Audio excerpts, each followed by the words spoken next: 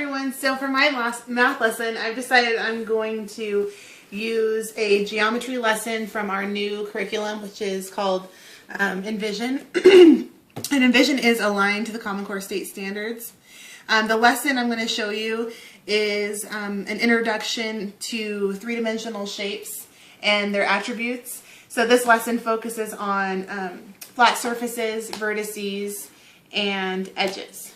Okay, because this is an introduction to geometry, the first part of the lesson, which is the student magazine, is something we would do whole group, because like I said, this is the first time any of my students will have done anything with three-dimensional shapes and looking at their attributes. So the student magazine looks like this, and basically what it is me introducing different shapes and pointing out their attributes, and we're sort of creating a chart of this on the students' magazines. Because this is led whole group, it lends itself nicely to ELL students because it is very structured. But during this portion of the lesson, it would be very important for all of my ELL students to have access to three-dimensional models like these. And what I would do when I'm introducing the shapes for my English language learners of all levels is I would have a model of the shape I'm introducing. So I might hold this up and say, this is a cube. And then I would have my language learners also find a cube and hold it up with me. And I would say a cube has 1, 2, 3, 4, 5, 6, 7, 8, 9, 10, 11, 12 edges. And during this, I would be encouraging my language learners to be doing these motions with me. So I'm modeling how to find the edges on a shape. It's important for all language learners to have access to models like this because they provide a concrete representation of what it is we're learning. So after we've introduced the shapes and we've talked about the different attributes, and so in this lesson we're focusing on flat surfaces, edges, and vertices. After we filled in the front, we would then move to the inside, which is relating these three-dimensional shapes and these attributes to real-life objects. So again, we're working through this whole group. It's a very structured lesson. During this part, I would actually make sure I had these real-life objects on hand in the classroom so that as we are comparing them to our three-dimensional models, I could have my language learners holding these objects in their hands, like for example, a tissue box, and comparing that to their three-dimensional model and seeing the real-life connection to what it is we're learning. Cooperative learning is a huge part of my daily instruction, so I would certainly use it in this lesson. During this portion of the lesson, my class will be engaging in small group and whole group discussion. This is particularly important for English language learners for several different reasons. The first reason being that in a small group setting, English language learners have more opportunity to talk and therefore more opportunity to practice the new language. They also have a chance to rehearse their answers before they're expected to share in front of the whole group. That can help reduce some of the anxiety they may have. And finally, small group discussion allows English language learners to attend to the language used by native speakers. So they're hearing what proficient English speakers sound like, the kind of vocabulary they use. And so basically their classmates become models of the English language. So throughout our group discussions, I would be basing my expectations of my English language learners on the WIDA standards for speaking and listening.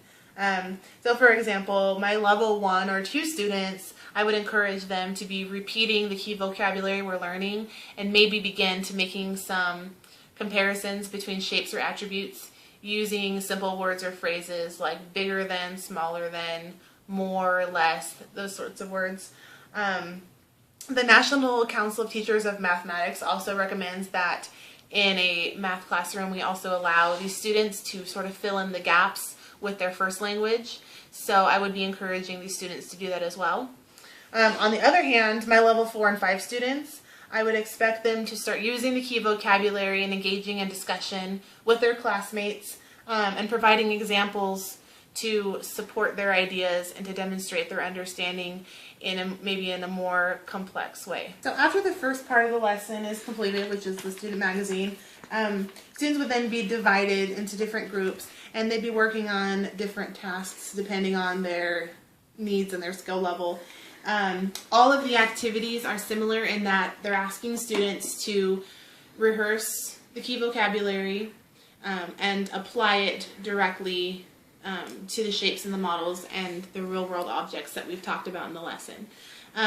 So I would begin working with a small group of my level 1 students, and this lesson would begin based on, again, the WIDA standards for speaking and listening, where I might hold up a shape and say, this is a sphere, can you point to a sphere? And they would, of course, have the models in front of them, and I would have them point to the shape that I'm holding. And we would do this several times just to kind of build up their confidence and work on establishing that key vocabulary. A little bit of practice with my level 1 and 2 students where I'm pointing to objects and having them respond by pointing to a similar object, or maybe I'm pointing to an attribute and they're pointing to an attribute on their models. We would then move in to an activity that asks them to compare the similarities and differences between shapes. And so I would give them kind of a simple T-chart like this, and I would have some vocabulary cards here, so there's a visual for them to work with tied to the vocabulary word. And I might say, I'm going to put the sphere on this side because it has no edges, and I'm going to put the cube on this side because it does have edges. And then I would take away the shapes and ask the students to do the same based on my modeled directions. This activity would continue with my level 1 students, level 1 and 2 students probably, and we could begin comparing objects based on different attributes. So for example, shapes with the flat surfaces or no flat surfaces, or maybe the number of flat surfaces, again, edges, vertices, and always having this image tied to the vocabulary word to help them as they're developing an understanding of these math terminology. So for my level 3 and 4 students, I would transition them into an activity that might look something like this. As you can see, there are more linguistic components to this. There's a little bit of reading involved. So in this activity, students would be identifying and coloring different attributes on the shapes on the paper. For this lesson, it would be important, again, to still allow students to have access to images linked to the vocabulary words to help them as needed. I would also make available to them the 3D models.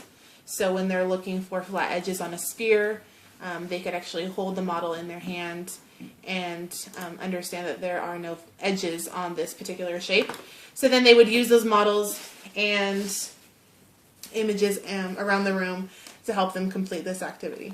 And finally, for my level 5 students, I would have them completing the activity that the rest of the class is completing, all of my English language speakers, that is. This activity is called the 3D shape sort, and so what it asks students to do is write the name of a shape, draw a picture of it, and then identify the number of edges, faces, and vertices. And this lesson, or this activity, is more appropriate for a level 5 student because it involves reading and writing, and it also asks them to create their own representation of the shapes and demonstrate their understanding in that way. What I would do for level 5 students in this case to provide that scaffolding they may need, again, they would have access to the vocabulary cards, access to 3D models if they needed, and around the room there would be posters such as these, which would also be very beneficial for my level 1, 2, 3, and 4 students.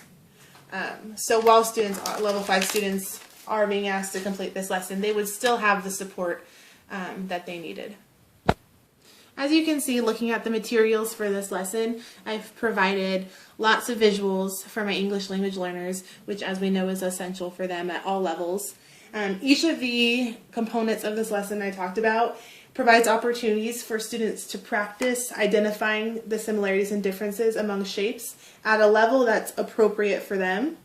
By participating in each of these activities, students in my class will be making connections, constructing their own meaning, and having lots of opportunity to talk about their reasoning and rehearse the key vocabulary that they'll build upon in future math lessons.